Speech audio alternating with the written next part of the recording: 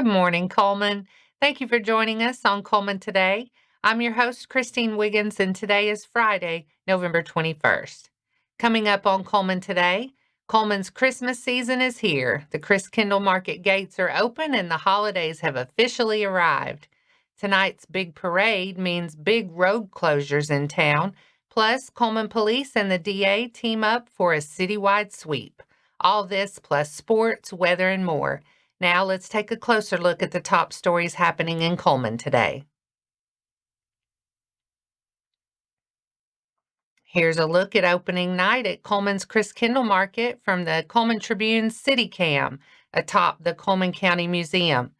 Officially open for the holiday season, the German-style market is bigger than ever, filling downtown with vendors offering shopping, food, crafts, and family fun now through December 23rd. Thursdays through Saturdays from 11 a.m. to 9 p.m. and Sundays from noon to 8 p.m. This gives you plenty of time to stroll the booths, grab a bite to eat, and take in the lights and decorations. Cullman Park Recreation and Sports Tourism is once again behind the massive effort featuring elaborate displays, handcrafted goods, and attractions that highlight the community's German heritage and Christmas spirit. You can find the full schedule, entertainment lineup, and an expanded event map online at CullmanChristKindlemarkt.com/schedule. Christkindlmarkt may have opened last night, but the city is busy getting ready for tonight's big Christmas parade, and drivers will want to plan ahead. Cullman police say both directions of Highway 278 will be closed between 3rd and 1st Avenue Southeast, along with the eastbound lanes of 278 between Highway 31 and 1st Avenue Southwest. Several side streets feeding into the route will also be shut down. The parade rolls at 6:30 p.m. from 5th Street Southeast, heads north on 2nd Avenue, turns west on 2nd Street Southeast, then goes north on 1st Avenue through the Warehouse District, ending at Cullman Christkindlmarkt. Road closures will begin in stages before the parade starts, so if you're not going to the event, consider an alternate route to avoid delays. Cullman police say a proactive citywide operation this week led to multiple arrests and cleared a number of outstanding warrants. On Tuesday night, November 18th, the department's tactical unit hit several problem areas across the city, backing up patrol officers, looking for people of interest, and working to serve open warrants. The effort was coordinated with the Cullman County District Attorney's Office, and District Attorney Champ Crocker joined officers for part of the operation. By the end of the night, officers had attempted to serve more than 20 warrants.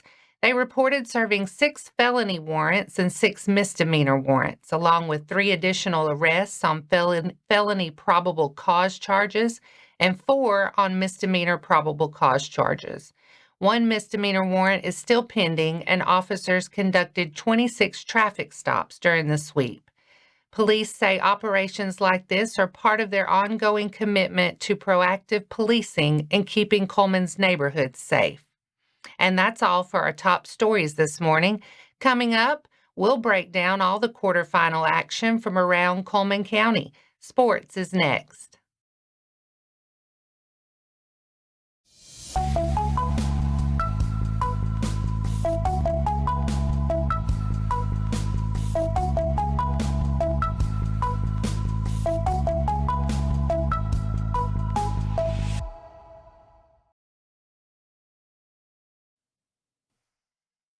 Welcome back. Let's kick off our sports segment with the results of round 3 of the AHSAA football playoffs. Addison is moving on to the semifinals for the first time since 2016 after a gritty 28-22 comeback win at Marion County.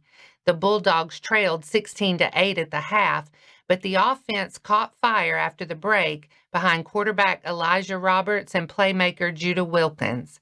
2 second-half touchdown drives and a string of clutch defensive plays flipped the game, and Addison recovered an onside kick in the final seconds to seal it.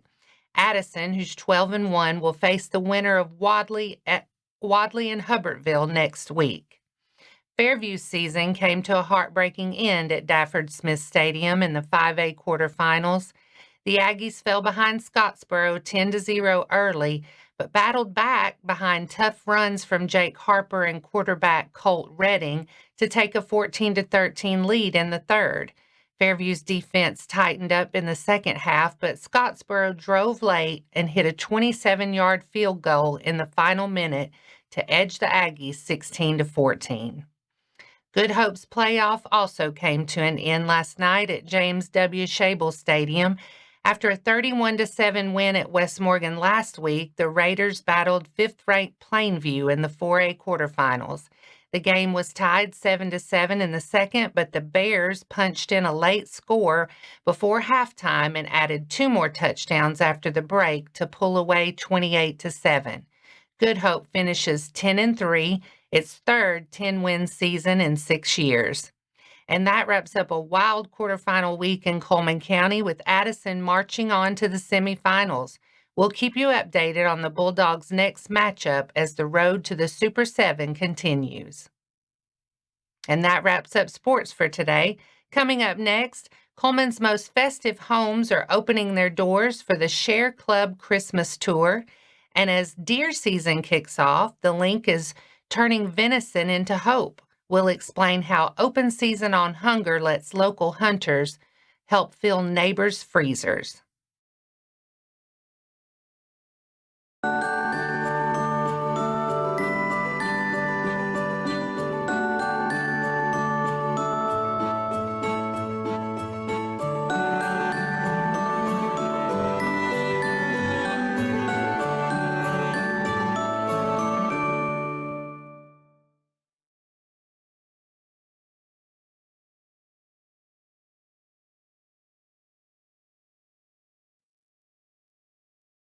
Welcome back. Now it's time to speed things up with a news rundown. 4 stories in under 4 minutes.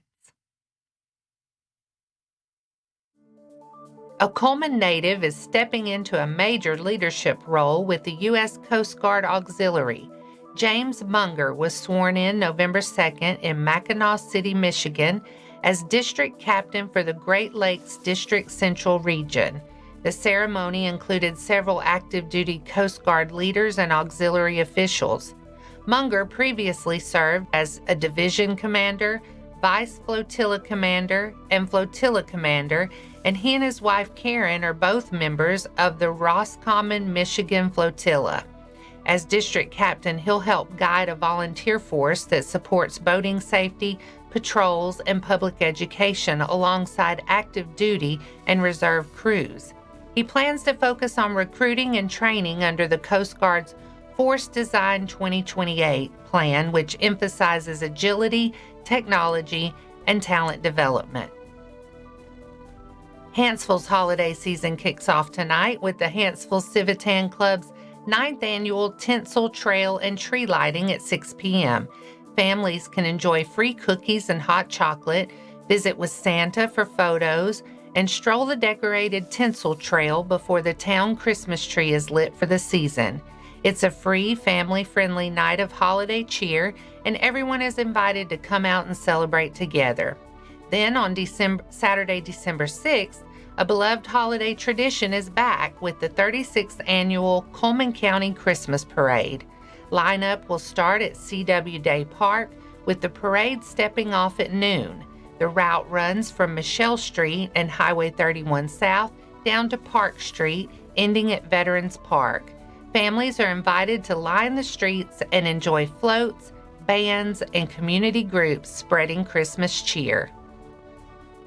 As deer season gets underway and many families face cuts to SNAP benefits, the Pantry at the Link is launching Open Season on Hunger, a campaign inviting hunters to donate a portion of their harvest to feed neighbors in need.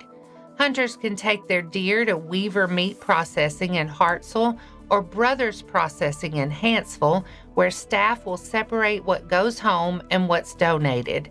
The meat set aside for the pantry will be picked up later, so hunters don't have to make an extra trip to the link. Organizers are asking hunters to call ahead since processors will be busy during peak season. Weaver Meat Processing can be reached at 256-462-1034 and Brothers Processing at 205-388-7049. The Share Club of Cullman is rolling out the welcome mat for its 2025 Christmas Tour of Homes, giving guests a chance to step inside some of the community's most beautifully decorated houses. The tour is set for Sunday, December 7th from 1 to 5 p.m. with twinkling lights, creative decor, and plenty of Christmas charm in every stop. Tickets are $20 and can be purchased through the Share Club of Cullman's Facebook page. It's more than a pretty walkthrough, though. All proceeds from the event will benefit local nonprofits, including Curt's Closet, First Source for Women, Good Samaritan Health Clinic, Hospice of Cullman, and Restoring Women's Outreach. Organizers say they're excited to share the joy of the season while supporting groups that make a real difference for families across Cullman County. And that's your 4 stories in under 4 minutes. Now for a quick break before we look at the weather and pay our respects with obituaries. I'll be right back after this quick message.